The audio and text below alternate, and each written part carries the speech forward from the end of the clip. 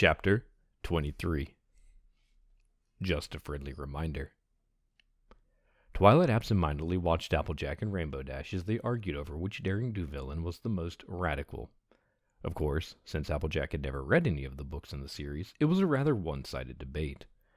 She watched with a sort of detached interest, her mind more focused on her own internal debate. I don't know if I should tell them about Trixie or not. I don't even know for sure what she's up to. What did Nadir mean about Trixie seeking to become some kind of god? And why did she say that Trixie didn't know it yet? Twilight racked her brain, calling on all the knowledge she possessed to try and solve this puzzling situation. Think, Twilight. Lay out the facts. What do we know? Rainbow Dash puffed out her chest and stood on her hind legs, bobbing her head up and down. She stuck her tongue out and began making hissing noises while holding her forelegs tightly against her side. Moving her body like a wave, she writhed in around awkwardly, much to Applejack's amusement. Stifling a chuckle, she said, "Uh-huh, and what are you supposed to be again? Some kind of worm or something?" Rainbow Dash rolled her eyes and let out an exasperated sigh. "Not what," she said defensively. "Who? I'm being Adhi, that big snake dude from the Temple of Time." She waited for Applejack to respond, but she just shrugged apologetically. He was like the major antagonist for 3 books running? Antagonist, eh? Using fancy words now because you've been reading all them books, huh? Applejack said, with more than a hint of teasing in her voice. Rainbow's cheeks flushed, and she quickly added, that's what Twilight told me at least. All I know is he's one wicked cool snake guy. Twilight and Applejack hid smiles of amusement beneath masks of calmness. Though Applejack did it better than Twilight. Twilight's tiny smile blossomed into a full-grown smirk, and then metamorphosed into a quiet snort. Applejack, meanwhile, maintained her composure perfectly. She put a hoof to her chin, tapping it thoughtfully. Adji. No, I don't think I remember that guy. Adhi, Rainbow snapped. Odd who? Adhi. Applejack removed her hat in one quick motion and scratched her head, squinting as she looked up at the sky. Nope, she finally said, looking back at Rainbow. Tain't ringing any bells. Rainbow groaned. He's only like the coolest villain that Daring Do ever fought. He's a snake, AJ. A giant freaking snake. Oh, well, that does sound cool, Applejack said. This Adji fella sounds like a right pain in the flanks. Rainbow bit her tongue and clenched her eyes shut, practically shaking. Twilight drew her attention away from the 2 mares and decided to answer her self-imposed question. Okay, here's everything we know. 1. Trixie has been sending me letters for almost a year, according to the time span between when she sent the first letter and the most recent letter. 2. She's on a mission of some kind. 3. She was sent on that mission presumably by Nadir, who wouldn't tell me exactly what that mission was. 4. According to Nadir, she's trying to become a god, but I don't know the details, and apparently neither does Trixie, which I guess is good, or something. 5. Trixie went to Hoofington next, which is why we're going there now. 6. I've somehow managed to drag my friends into following me on this potentially wild goose chase. 7. I have no idea what I'm doing or where I'm going outside of a vague north. 8. I'm leading my friends on what could possibly be a very dangerous journey blindly. 9. I can't decide if I should tell them about Trixie. Her head sunk lower and lower as she thought about the danger she may unwittingly have put her friends in. But they wanted to come. Practically forced me to let them come. They don't even know what they're possibly getting into, though. I don't even know what we're possibly getting into. Twilight glanced up and saw Rarity and Spike walking side by side, chatting away happily, and Applejack and Rainbow Dash still embroiled in their debate. 10. I'm a terrible friend. In that moment, Twilight felt supremely alone. Despite her friend's physical proximity, it felt like she was a million miles from anywhere. The weight of the world rested on her shoulders. And so Rainbow Dash comes shooting out of the house like she just saw a ghost, right?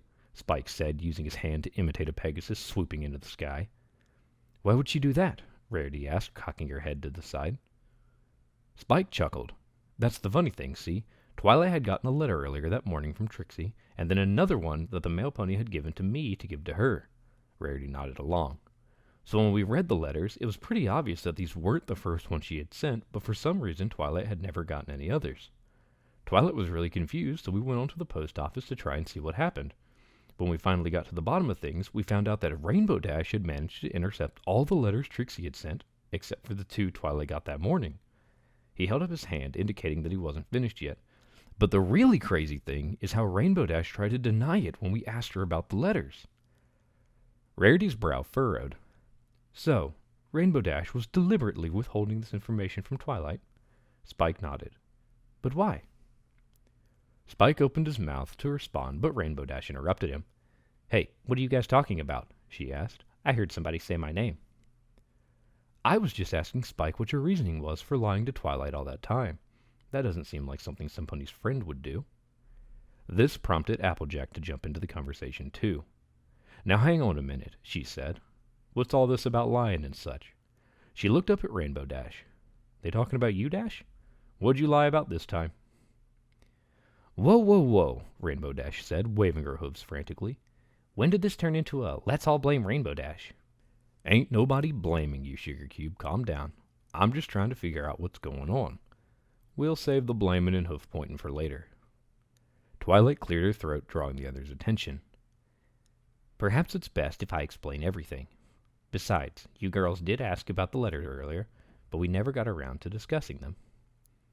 That sounds like a mighty fine idea, Applejack said. Shoot, Twi. Yes, dear, I would like to have this whole matter of business cleared up before the journey gets too out of hand.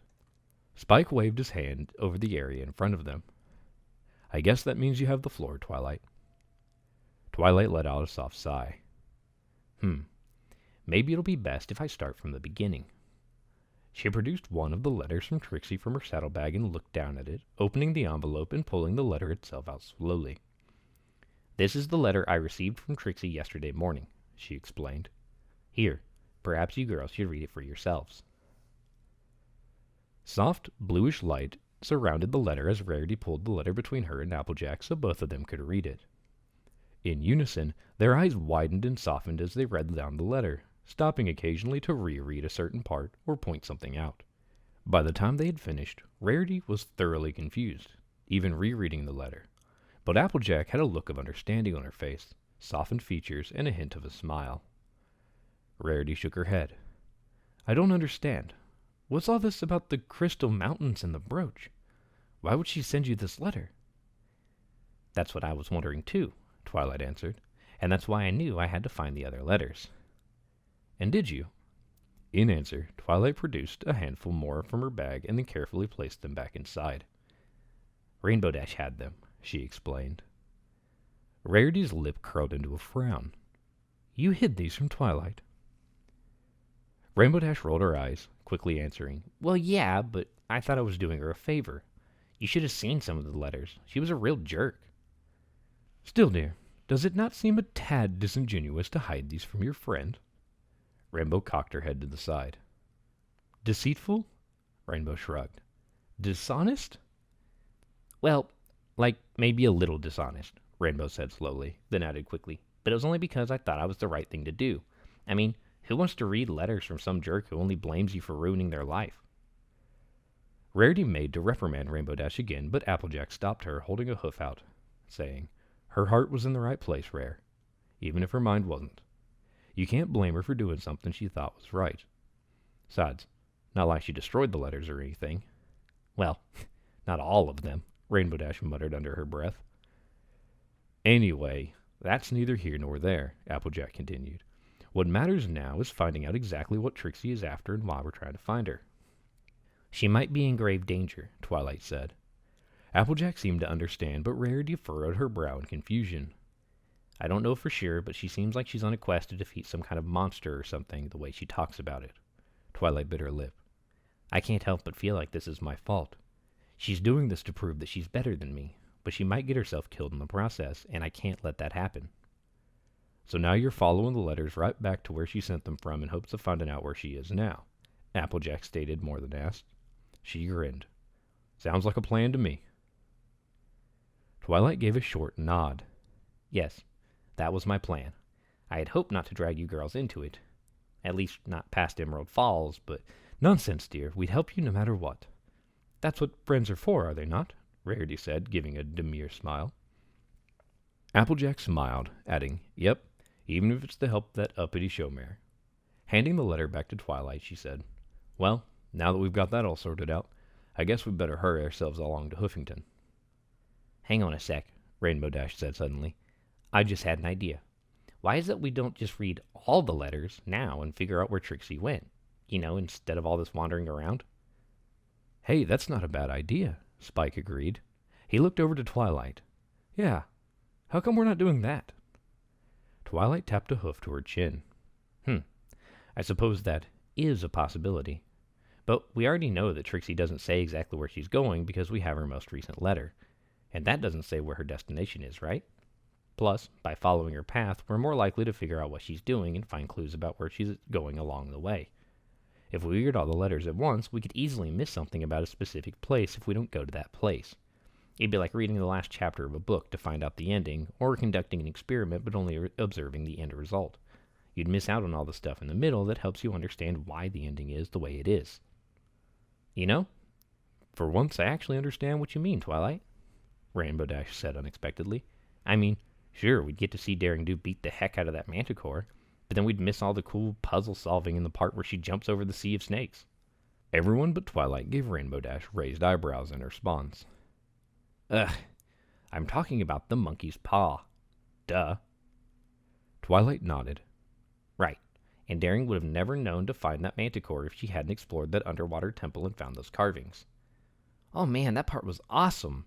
Then, right after that, she has to escape the mermares, and I think we get the point, Rainbow, Applejack cut in. She turned to Twilight. Okay, so do we have the letter she sent right after she left Nadir's hut? That might help us figure out what she did on her way to Hoofington, right? If she even sent a letter, then, Spike said. The best we can do is look at the dates and origins of the letters to try and guess where she sent them from, but there's no guarantee that they'll be of any use. Perhaps not, but it's still worth a go, isn't it? Rarity said, glancing over to Twilight. They all looked to her for an answer, but she wasn't sure what to tell them. Her heart told them to tell them that everything would work out, but her mind told her that that might not be the case. She bit her lip, then said, Yes, it's worth a shot. Let's see what Trixie has to say about her journey to Hoofington. Unfastening the clasp on her saddlebag, she pulled out a pile of letters and began searching through them. Envelope after envelope flashed by as she worked her way through the pile, finally stopping on a pair of letters. She slipped the remainder into her saddlebags, then held the two in her magic field up, saying, There's 2 here from Hoofington. One was sent a week after the other. Well, go on. Read the first one, then, Rarity said eagerly. Twilight carefully sliced open the top of the letter and removed the contents. Along with a folded piece of paper, a small silver coin also popped out. Etched on it was a depiction of a pony who looked entirely normal, save for the fishtail that sprouted from its rear, where its back legs should have been. Deciding to ignore the coin for now, Twilight instead turned her attention to the letter. Upon unfolding the letter, she immediately noticed that it was much shorter than the others. Only a small passage was written in the middle of the paper, followed by Trixie's usual flowery signature. Dear Twilight, just a friendly reminder, not everything is as it appears. Trixie Lulamoon. Twilight flipped the letter over, looking for more, but the other side was blank. She even tried casting a spell of revealing on it, hoping that maybe there was some hidden message, but the letter remained stubbornly bare. Quickly, she opened the second letter and scanned it. Dear Twilight Sparkle, I'm beginning to think that I shouldn't have sent you that coin. It may have bought me some food, or at the very least some passage out of this town. I wish I had never stopped here. I never really liked Hoofington, even when I was a filly. What am I telling you this for? It's not like you'd care. Anyway, I'm sending you this letter now to tell you that I've found out where I need to go next, but I won't be able to leave for a while. The master of the smithy has been kind to me, but I have to work for him to earn some money before I can leave. Don't worry, though. Soon I'll be back on track and on my way to defeating you. Every day that I spend here hammering away at shoes and farmer's tools is just another day that I get stronger. I may not have the range of spells that I need yet, but my magic is getting stronger every day. Keep an eye on the horizon. The great and powerful Trixie will return one day, more powerful than ever. ever greater and more powerful Trixie Lulamoon. Well, that didn't really explain much. What does it say, Twilight? Applejack asked. Is there anything useful? I'm not really sure, Twilight answered slowly. But at least I know that Trixie stayed in Huffington for some time. I don't know how long, though. What about that coin? Spike asked, pointing to the silver coin floating in front of Twilight. What's that all about? Twilight shrugged. She doesn't say. The letter the coin was in only says, not everything is as it appears. That's it? Like, nothing else at all? Rainbow Dash asked. Twilight shook her head. Nothing. I don't get it either. It must have been some kind of clue or something. But what? May I see it, dear? Rarity asked, motioning toward the coin. Please, maybe you can tell us something about it, Twilight said as she handed the coin to Rarity. For a few moments they waited for Rarity to examine the coin. She furrowed her brow and squinted as she slowly spun it around, carefully looking at it from every angle. When she flipped it to the side with a murmur, her eyes seemed to light up. Ah! I've heard of these, she said. They're given as tokens of gratitude by sea-dwelling ponies, but that's just an old mare's tale.